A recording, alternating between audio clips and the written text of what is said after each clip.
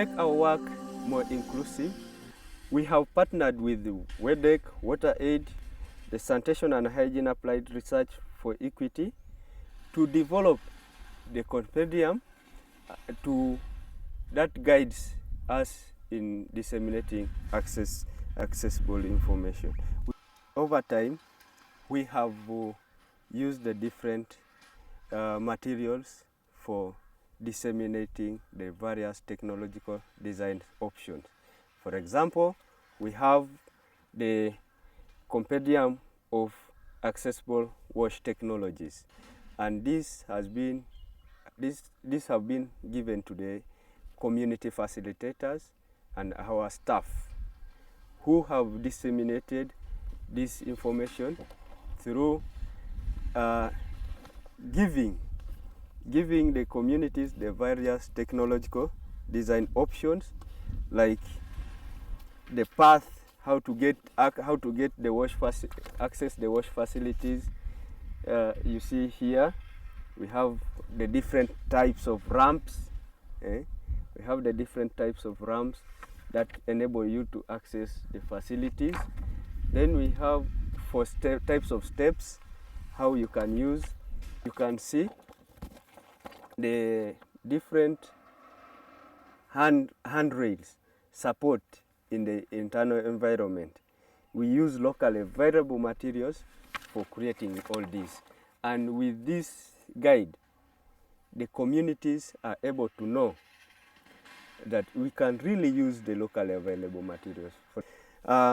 We also have the practical guide for inclusive wash services at household, developed by WaterAid, Appropriate Technology Center, the Government of Uganda, the Association of Persons with Disabilities, and the Church of Uganda, TEDO. These technological design options give a guide of measurements to be followed, the different dimensions to be followed while you're designing the facilities.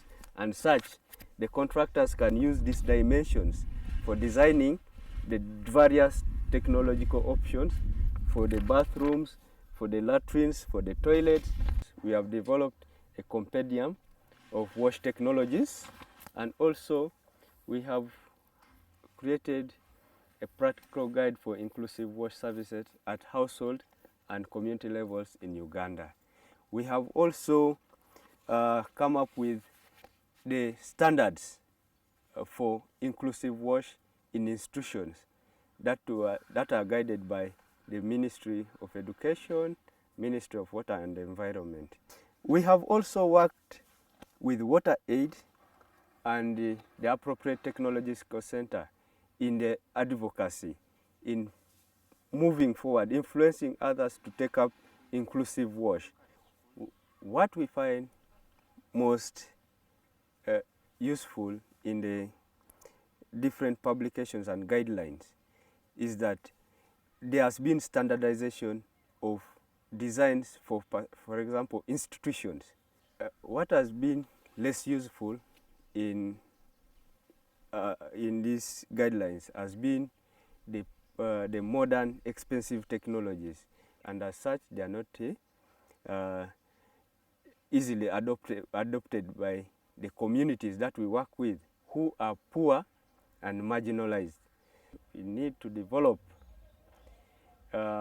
training manuals or easily usable manuals by community structures, like the water user committees, the hygiene educators, the cluster heads. If we could get simple manuals that can be used by these people in promoting inclusive wash, then we would take inclusiveness to a certain level. We need to develop broader networks that will promote inclusiveness across the wash sector in the district. Therefore, we have to develop partnerships between the local organizations, local governments, and national organizations, and even international.